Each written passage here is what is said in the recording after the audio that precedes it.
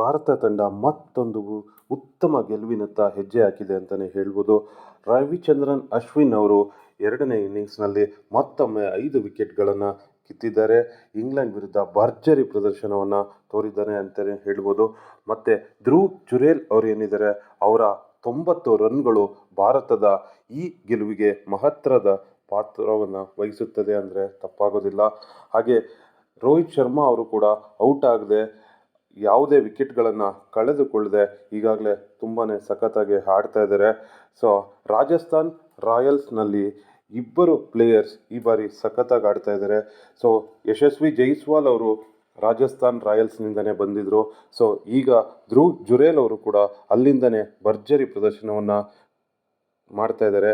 So Rajasthan ರಾಯಲ್ಸ್ನ ಈ ಇಬ್ಬರು players ಭಾರತದ ಪರವಾಗಿ ಅತ್ಯುತ್ತಮವಾಗಿ ಆಡಿ ಭಾರತಕ್ಕೆ ಸಖತ್ತಾಗಿ ಸಪೋರ್ಟ್ ಮಾಡ್ತಾ ಇದ್ದಾರೆ ಅಂತ ಹೇಳ್ಬೋದು. ಇದ್ರ ಬಗ್ಗೆ ನಿಮ್ಮ ಅನಿಸಿಕೆ ಏನು? ರಾಜಸ್ಥಾನ್ ರಾಯಲ್ಸ್ ಒಳ್ಳೆ ಪ್ಲೇಯರ್ಸ್ಗಳನ್ನು ಕಣಕ್ಕಿಳಿಸಿದೆ ಅಂತ ಅನ್ಸತ್ತಾ?